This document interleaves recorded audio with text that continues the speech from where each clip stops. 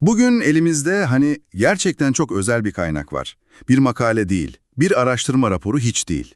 Bu toprağın kokusunu haritalardan daha iyi hatırlayan birinin tam 74 yaşında kaleme aldığı son derece kişisel bir metin. Bize gönderdiğin bu metni inceleyeceğiz ve buradaki görevimiz de basit aslında. Sadece özetlemek değil, bu dokunaklı satırların ardındaki o katmanları aralamak. Kişisel hafızanın bir toplumun geleceğini nasıl şekillendirebileceğini gel birlikte keşfedelim. Bence bu çok yerinde bir yaklaşım. Çünkü bu metin evet ilk bakışta bir kişinin anıları gibi duruyor ama aslında çok daha fazlası. Kolektif belleğin nasıl işlediğine, nasıl susturulduğuna ve en sonunda nasıl yeniden ses bulduğuna dair evrensel bir hikaye anlatıyor. Kesinlikle. Metin en başından itibaren bizi alıştığımız o entelektüel çerçevelerin dışına çıkarıyor değil mi? Toprağı haritalarla, tapu kayıtlarıyla falan değil, kokularla hatırladığını söyleyerek başlıyor. Yağmurdan sonraki o toz kokusu, ezilmiş otların kokusu, annelerin pişirdiği ekmeğin kokusu.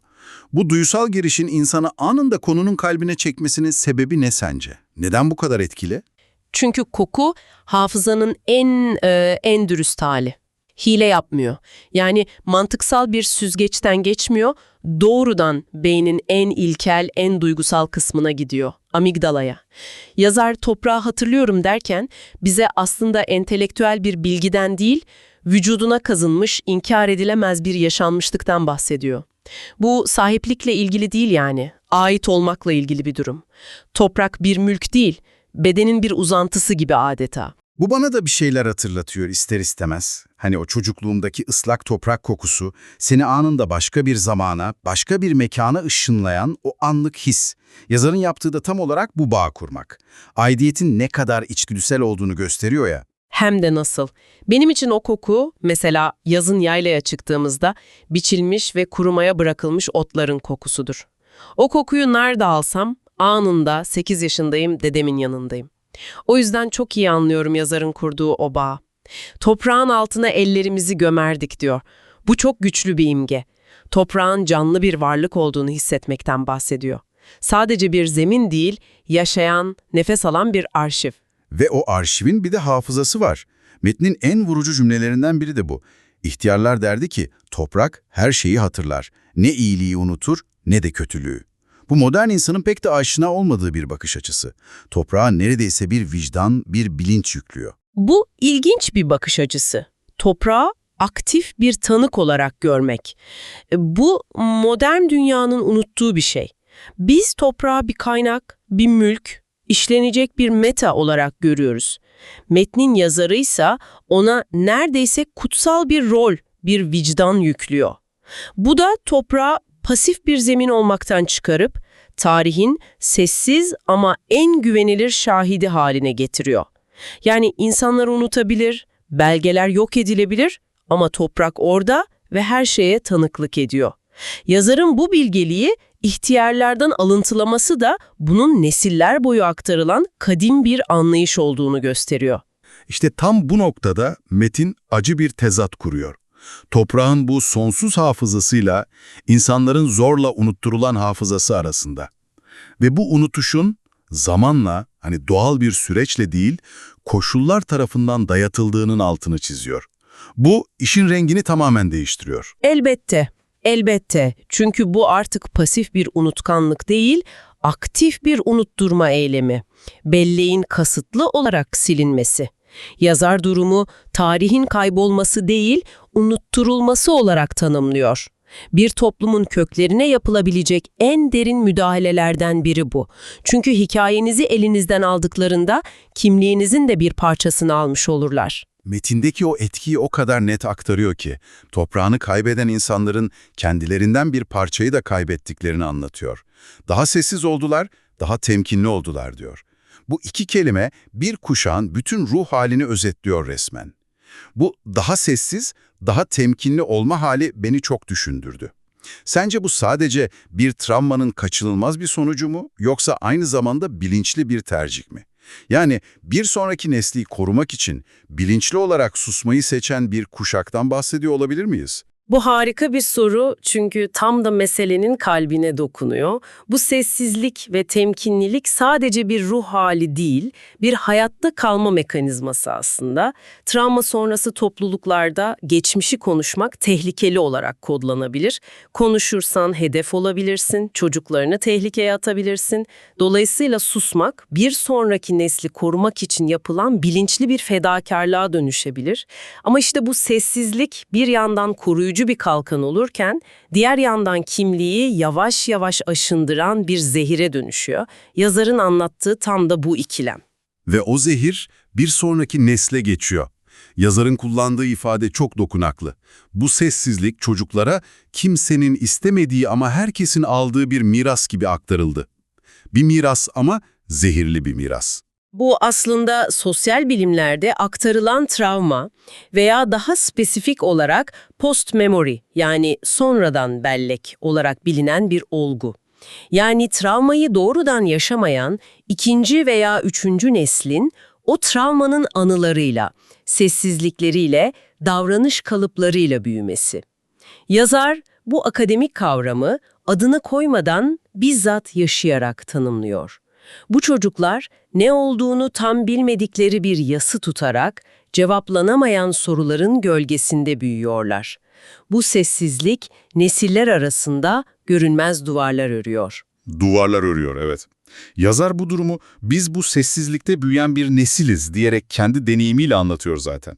Sorulmaması gereken konuları, kelimelere dökülmeyen hikayeleri bilerek büyüdük. Bu durumun yarattığı boşluğu, kimliğindeki o eksik parçayla yaşamanın ağırlığını hayal edebiliyorum. Kesinlikle bu sadece bilgi eksikliği değil, köklerinin bir kısmının karanlıkta kaldığını bilerek yaşamak demek, kendini sürekli eksik hissetmek demek ve en önemlisi yazarın belirttiği gibi geçmişin yüksek sesle konuşulmaması gereken bir sır, bir utanç gibi yaşanması.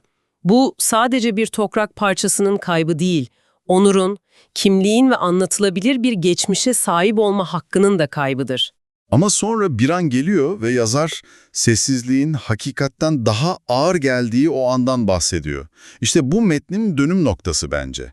Artık o koruyucu kalkanın koruduğu şeyden daha ağır, daha boğucu hale geldiği an. Bu psikolojik eşik hakkında ne düşünüyorsun? Bir insanı 10 yıllar sonra konuşmaya iten şey ne olabilir? Kelimelerin yarattığı içsel baskının artık taşınamaz hale gelmesi. Bazen bu bir torunun masum bir sorusuyla tetiklenir. Bazen de yaşlılığın getirdiği artık kaybedecek neyim var ki hissiyle.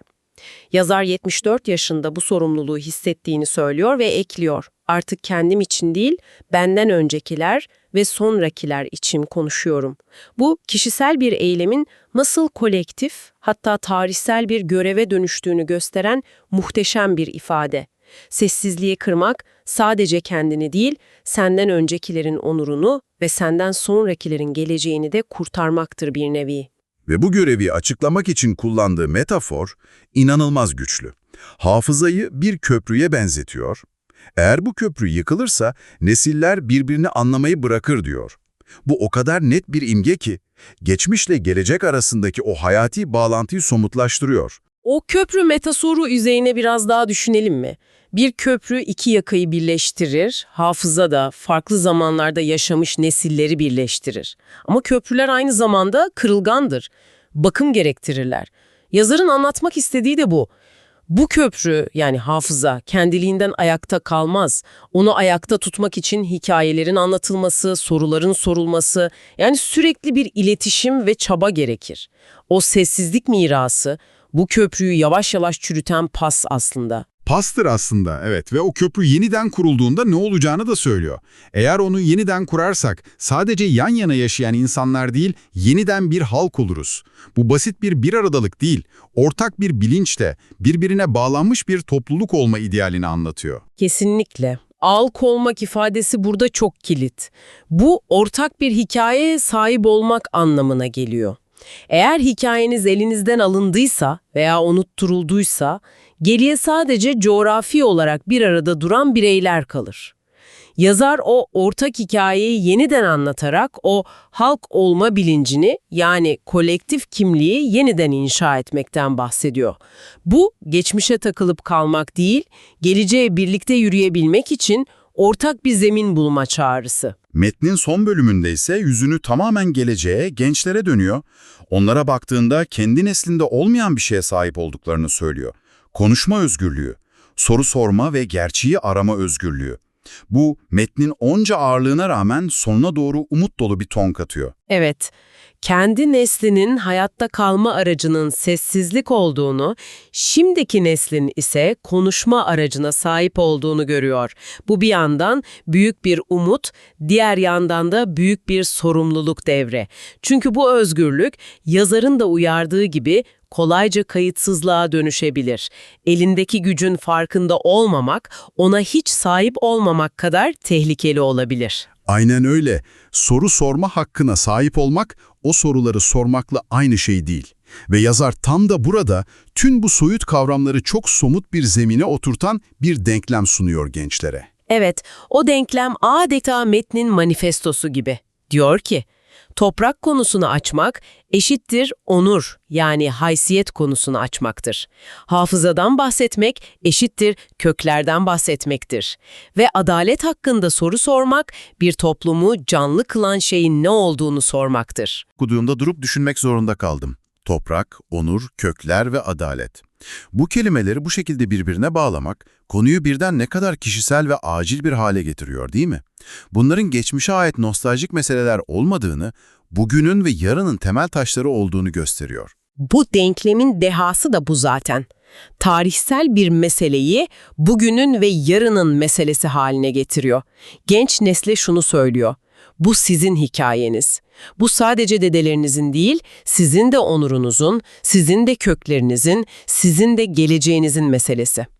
Geleceği inşa etmenin, üzerinde durduğumuz zemine ve o zeminin hikayesini bilmekten geçtiğini çok net bir şekilde ifade ediyor. Onur, kökler ve adalet olmadan sağlıklı bir toplum inşa edemezsiniz. Peki, tüm bunları bir araya getirdiğimizde ne görüyoruz? Toprağın kokusuyla başlayan bu yolculukta bir toplumun psikolojik temellerine, onu ayakta tutan değerlere kadar geldik. Bize gönderdiğin bu metin, tek bir insanın hafızasının, bir halkın kolektif geleceğinin anahtarını nasıl taşıyabildiğini gösteriyor. Sessizliğin ağırlığından konuşmanın özgürleştirici gücüne uzanan bir yolculuk bu. Metnin sonundaki en güçlü mesaj şu: hafızayı, saygıyı ve insanların kendi tarihleri üzerindeki hakkını geri vermek, geçmişe takılıp kalmak değildir.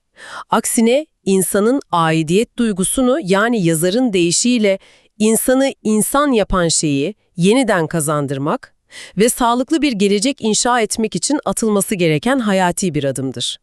Bu bir geçmişi kapatma değil, geleceği açma eylemidir. Geçmişle yüzleşmeden, onu anlamadan sağlam bir gelecek kurulamayacağını anlatan çok insani ve bilgece bir metin. Metnin yazarı, hafızanın bir köprü olduğunu söylüyor. Peki şimdi sana sorsak, kendi ailene veya topluluğunun geçmişine bir köprü inşa edecek olsan, bu bağı sağlam kurmak için başlaman gereken, belki de hiç konuşulmamış o tek hikaye ne olurdu?